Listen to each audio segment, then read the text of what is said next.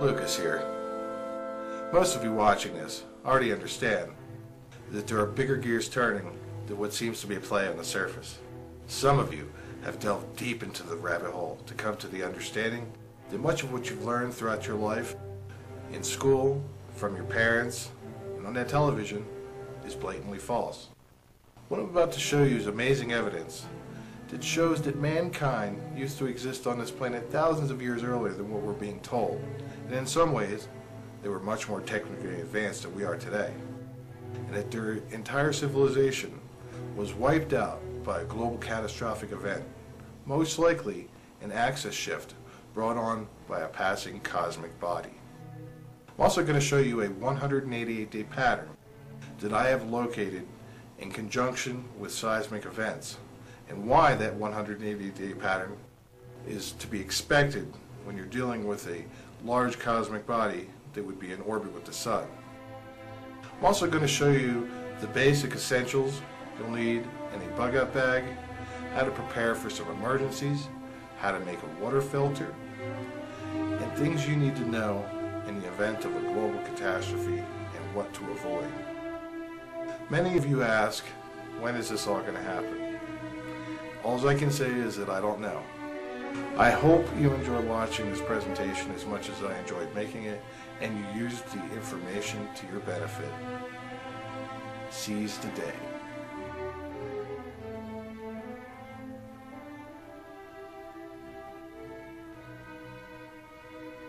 There is significant evidence mounting that intelligent human beings, with skills comparable to, and sometimes exceeding our own, existed more than 12,000 years ago. The evidence comes in many forms, and one of those are gigantic monolithic buildings being built using sophisticated math like pi that are not only aligned to the stars, but also aligned to Earth's poles in longitude and latitude lines. Many of these blocks used in some of these structures weigh almost 1,000 tons. Can you honestly, in your right mind, imagine that ancient man, supposedly one step above caveman stage, hunter and gatherer, moved 2 million pound blocks using ropes and logs?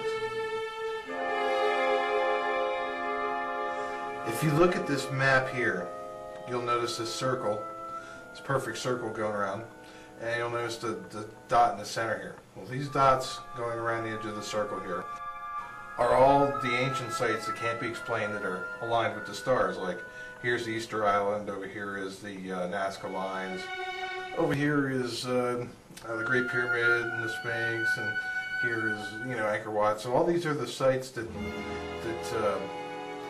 are unexplained and aligned with the stars 12,000 years ago. So, what's interesting is they make this perfect circle, and this perfect circle, right at the very center, is a spot right here at the border of Canada and Alaska. And it's about 2,000 miles from the current pole. So why did they put all these sites ages ago in this perfect circle around the world? And not only that, what's very interesting is the Great Pyramid over here just so happens to be located, or right here, just so happens to be located at the longest longitude and latitude line right at the crossroads of the two. And it's aligned north, south, east, and west. So that tells you that that was built after. All these sites were built after the Great Pole Shift. And they were or axis tilt, I should say. And they were telling us that this is where the pole was, or used to be, right here where the border of Canada and Alaska are. These structures were built with time in mind. They were designed to withstand the ages, earthquakes, floods, and whatever nature could throw at them. If you want to see a modern example of how mankind wants to etch their existence into the future of humanity, you need look no further than Mount Rushmore. Mount Rushmore was designed for people 10,000 years in the future. Yes, that's right, it's not for you. The faces of all the presidents were designed thicker than what they would have looked in real life, so that in 10,000 years from now, enough erosion will have taken place that the faces will be to the state of how they were intended to look. Most people visit Mount Rushmore never knowing that the monument was not even intended for them, but for some distant relative 10 millennia into the future.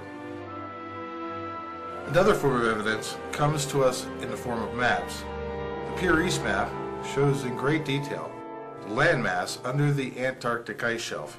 How is that possible when modern man only mapped out that landmass in the 70s? One explanation is the ice cap is not millions of years old, as scholars suggest, but only around 12,000 years old, and that the Earth experienced an axis shift that thrust the Antarctic landmass down to the polar region.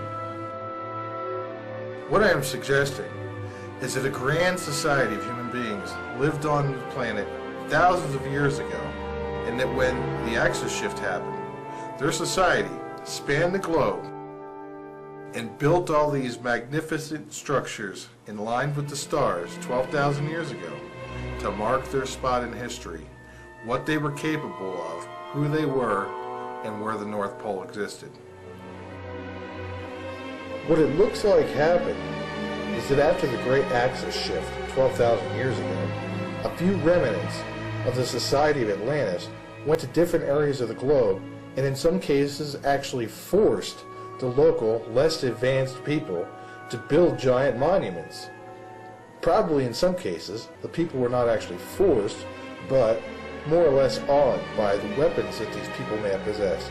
Zeus was an example with his thunderbolt, Thor had his hammer, and the Celtic god Lu with his magic spear.